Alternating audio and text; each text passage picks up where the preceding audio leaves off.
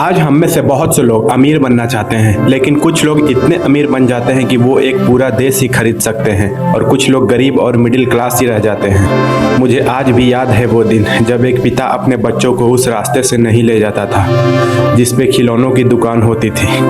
कहीं कोई महंगे खिलौना पसंद ना आ जाए बच्चों को। आज दुनिया के 1% लोगों के पास दुनिया की आधी दौलत है। आज मैं आपको कुछ ऐसे की रीज़न बताऊंगा क्यों कुछ लोग इतने गरीब रह जाते हैं और कुछ लोग इतने अमीर हो जाते हैं। रॉबर्ट, जिनके 2 पिता थे, उनके एक पिता जो ज़्यादा पढ़े लिखे PhD होल्डर थे मगर ज़िंदगी भर गरीब ही रहे और गरीबी में ही मरे। वहीं इनके दूसरे पिता जो पढ़े लिखे तो नहीं थे मगर काफ़ी अमीर थे। रॉबर्ट के दूसरे पिता जो अमीर थे वो दरअसल रॉबर्ट के दोस्त माइक के पिता थे। उनके गरीब पिता का बस एक ही सपना था कि रॉबर्ट खूब मेहनत से पढ़ाई करे और किसी बड़ी कंपनी में नौकरी करके अपना भविष्य सुरक्षित कर ले।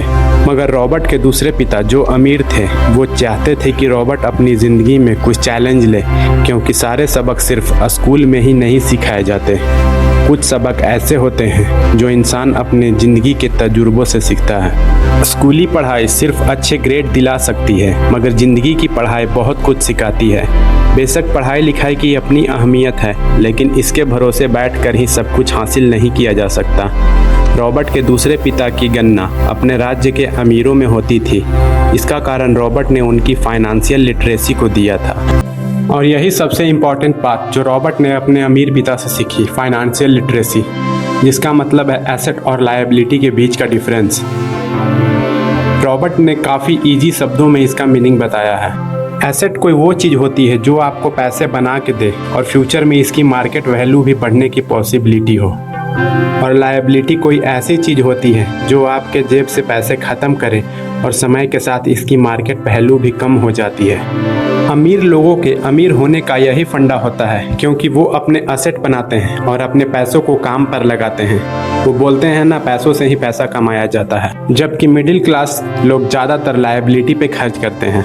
जैसे मान लेते हैं सोनू और मोनू 2 दोस्त हैं, दोनों सेम कंपनी में सेम सैलरी पर काम करते हैं। जब भी उन्हें सैलरी मिलती है तो सोनू नए जूते, वीडियो गेम, बाइक लेता है जो उसे एक अमीरों वाले फीलिंग देते हैं। लेकिन वो ये नहीं जानता है ये पैसे ले रही है और आगे भी उसे मेंटेन के लिए पैसे खर्च करने पड़ेंगे और वक्त के साथ इसकी वैल्यू कम होते जाएगी।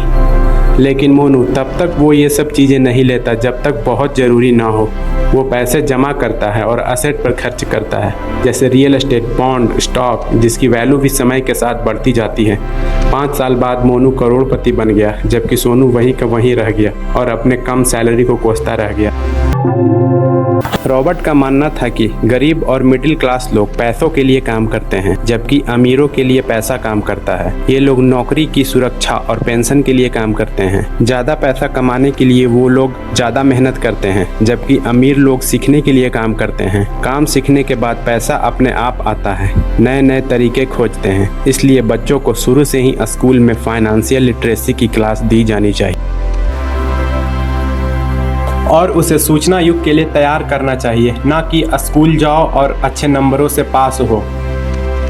मिडिल क्लास को ज़्यादातर लोगों को यही लगता है कि उनका घर उनका एसेट है, बट ऐसा नहीं है। आपका घर आपको पैसे बना के नहीं देता है अनलेस आप उसे रेंट पर दो। रॉबर्ट का मानना था कि असली संपत्ति वो है जो आपको जेब में पैसा लाए, ना कि आपके जेब से पैसा निकाले। एक गरीब का कैश फ्लो कुछ ऐसा होता है, उसे पैसे मिलते हैं और वो पैसे उसके डेली खर्चों में ख़त्म हो जाते हैं। एक मिडिल क्लास का कैश फ्लो इससे ज़्यादा अलग नहीं होता।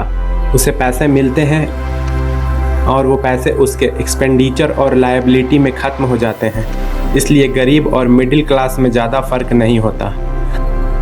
अमीर लोगों का कैश फ्लो इन दोनों से थोड़ा अलग होता है। उन्हें पैसे मिलते हैं और वो उन पैसों से एसेट बनाते हैं और उन एसेट के पैसों को खर्च करते हैं। इसलिए वो अमीर होते जाते हैं और उनके पैसे भी ख़त्म नहीं होते। अगर आप भी लाइफ में फाइनेंशियल लिटरेसी की इम्पोर्टेंस को समझना चाहते हो तो रिच डैड पुअर डैड आपको ज़रूर पढ़नी चाहिए, जो आपकी सोच बदल देगी।